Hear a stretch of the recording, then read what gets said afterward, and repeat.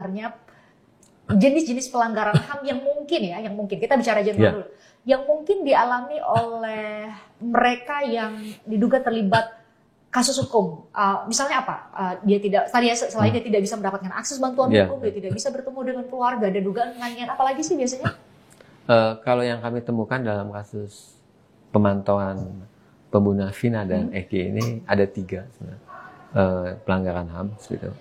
Nah, pertama tadi terkait dengan akses bantuan hukum ya kepada para tersangka waktu itu, proses penyidikan ya, penyelidikan dan penyidikan gitu.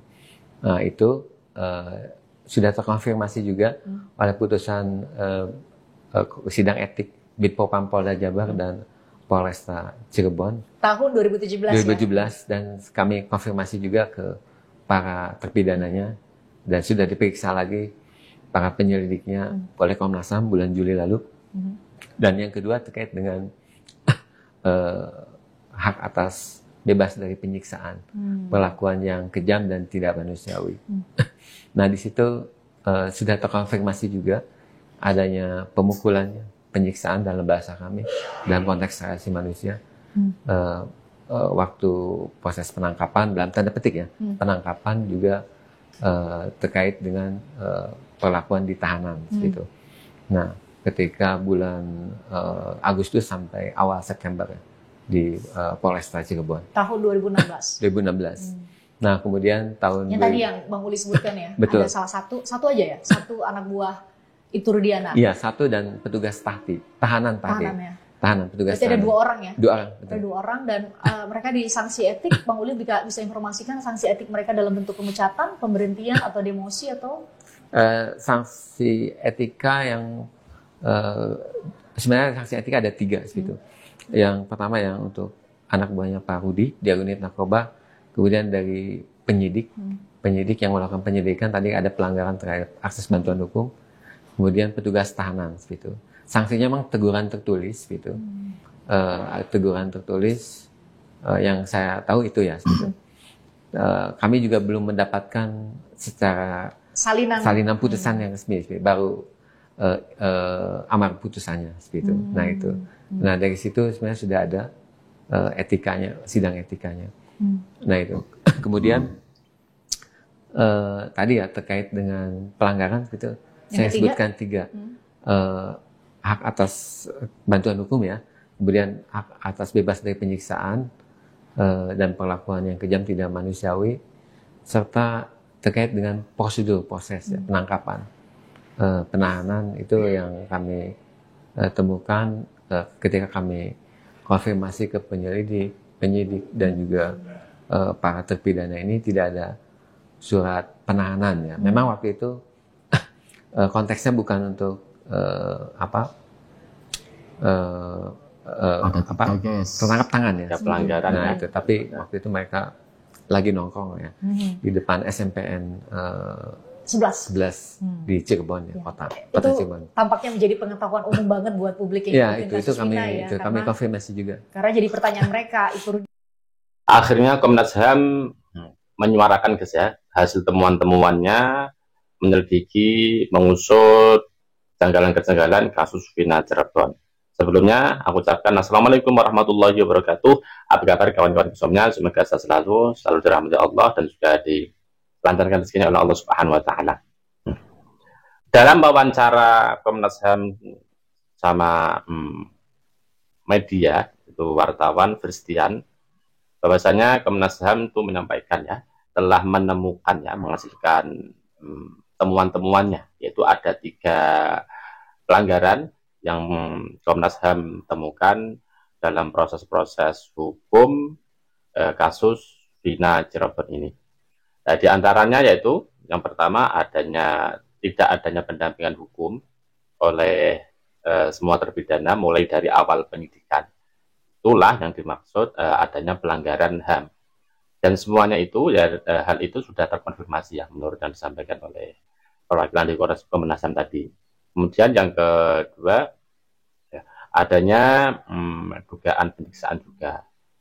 Kemudian ada juga penangkapan yang sewenang-wenang tanpa adanya surat perintah dan sebagainya. Ya, 3 pelanggaran itu semuanya sudah terbukti ya, sudah terkonfirmasi Jadi Komnas HAM ini tidak asal-asalan ya, tidak asal-asalan untuk mengungkapkan temuan-temuannya. Jadi sudah di cross check semuanya, sudah di teliti semua, mencari informasi dari sana, mencari informasi dari sini, semuanya sudah dikonfirmasikan kepada pihak-pihak yang terkait. Dan tentunya kami ya sebagai masyarakat, warganet juga berterima kasih atas usaha, atas kerja dari Komnas HAM yang telah berhasil menemukan pelanggaran-pelanggaran itu untuk mengusut kasus Vina Cirebon ini. Karena jadi pertanyaan mereka, Ibu Rudiana kan waktu itu tuh di Sat Narkoba ya, Polres Cirebon Kota, tapi kemudian bersama-sama dengan sekarang sudah disebutkan di persidangan oleh Aldi, ada Gugun Gumilar di sana, bersama dengan ternyata salah satunya sudah di sanksi etik, itu menangkap mereka dan dikonfirmasi juga oleh pengacaranya. Ibtu Rudiana bahwa benar memang dalam tanda petik ditangkap gitu, di bawah penguasaan tim Pak Rudiana, baru kemudian diserahkan ke ke penyidik di Serse ketika itu Polres Cirebon Kota. Jadi dari masing-masing tahapan itu ternyata Bang ada dugaan pelanggaran HAM yang tengah didalami oleh Komnas HAM. Sekarang itu kan akhirnya publik tuh jadi nggak sabar untuk menanti. Nih kapan kapan diumumkan dari tim khusus atau saya nggak tahu istilahnya sekarang di Mabes Polri apa temuan dari tim khusus tersebut, apa temuan dari Komnas HAM. Jadi kalau saya mewakili netizen, kapan Bang diumumkan hasil Pak, biasanya kan ada kesimpulan dari hasil pemantauan oleh Komnas HAM. Kira-kira dalam waktu dekat atau menunggu putusan peninjauan kembali keluar dulu?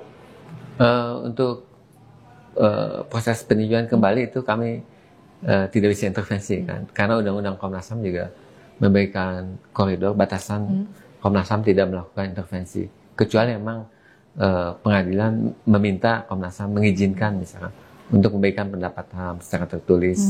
Nah itu biasanya diminta oleh pengadilan. Pengadilan Mahkamah Agung maksudnya. Meskipun pada tahapan peninjauan kembali begini sangat mungkin diminta ketika sangat jarang. Biasanya di pengadilan awal. Pengadilan tingkat pertama justru. Betul ya. Kalau di tingkat kasasi ini sangat jarang. Apalagi PK ya sekarang itu. Kami menghormati upaya yang sudah dilakukan oleh para terpidana dan melalui kuasa hukumnya. Sudah selesai. Sudah ada kesimpulannya kalau gitu? Sudah, yang tadi saya jelaskan 3 hal itu. Ditemukan? Ditemukan.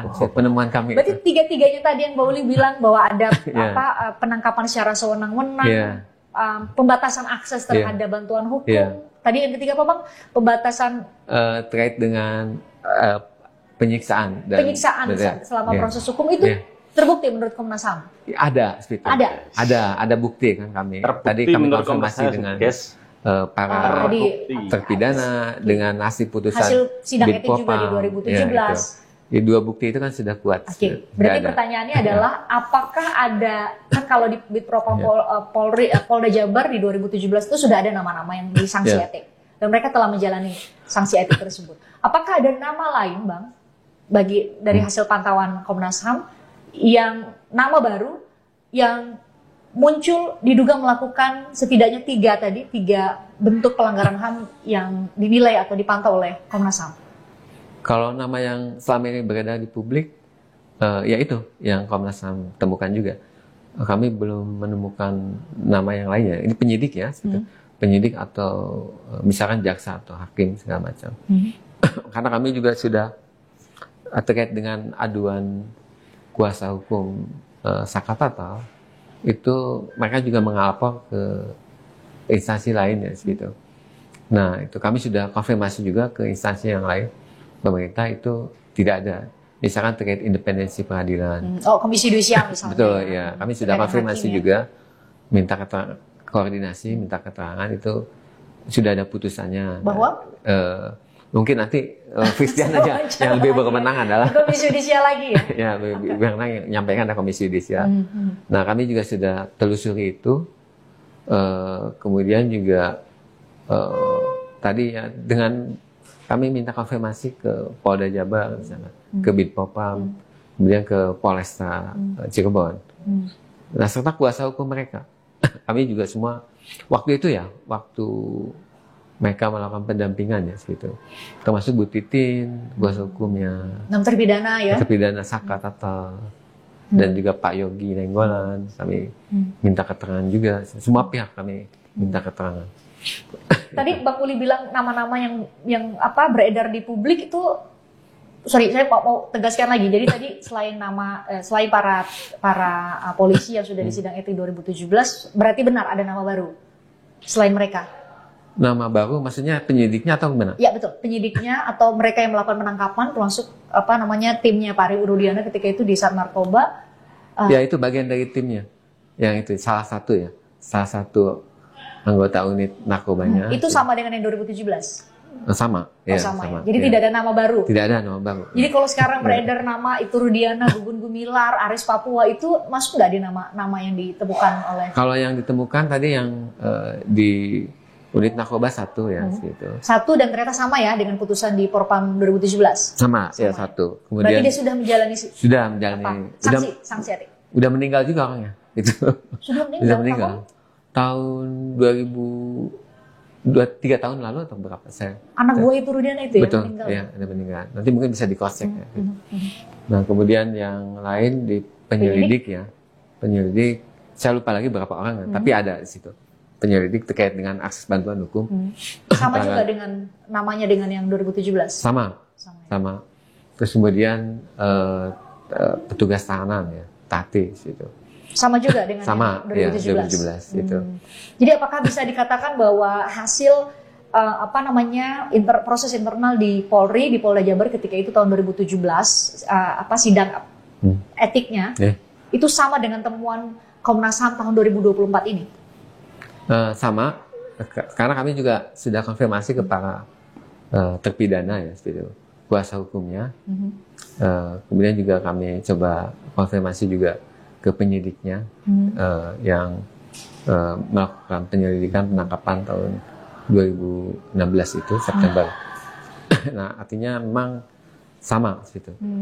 Kami lihat apa yang sidang etiknya itu, begitu. Dan kami sebenarnya tadi dari tidak hanya terkait dengan proses hukumnya ya, tapi juga kami terkait keluarga Vina, kami mengadu ke kami juga seperti itu. Nah, terkait dengan dalam hal apa, Bang? Dalam hal apa itu? Dalam konteks apa? Dalam konteks perlindungan saksi dan juga keluarga korban ya seperti itu. Karena ibunya Vina kan juga menyatakan ke kami membutuhkan trauma healing kan, karena ada trauma kan. Dia harus mengingat kejadian masa lalu ya seperti itu. Tahun 2016 sampai 2024 ini 6-7 tahun. Nah, kemudian Komnas HAM ini juga tidak bisa ikut campur ya, bahwa tidak bisa intervensi dalam sidang PK peninjauan kembali, itu tidak bisa masuk ke sana ya, karena sangat jarang sekali Komnas HAM ikut dalam sidang-sidang yang seperti halnya peninjauan kembali. Itu tidak bisa, kecuali dari hakim meminta untuk Komnas HAM untuk ikut andil dalam situ. Nah, baru Komnas HAM ikut, karena masing-masing kan ada aturannya. Berbeda kalau emang peradilan-peradilan yang di tingkat awal itu masih bisa untuk Komnas HAM. Tapi biasanya untuk di sidang PK itu sangat jarang sekali, kecuali diminta oleh hakim untuk ikut ke situ, untuk memberikan pandangan-pandangannya, pendapat-pendapatnya, semacam itu, guys. Jadi Kak Fristian ini mengkonfirmasi lagi, sudah ada kesimpulannya dari teman-teman Komnas HAM. Ya sudah, itu tadi yang disampaikan di awal tadi, ada 3.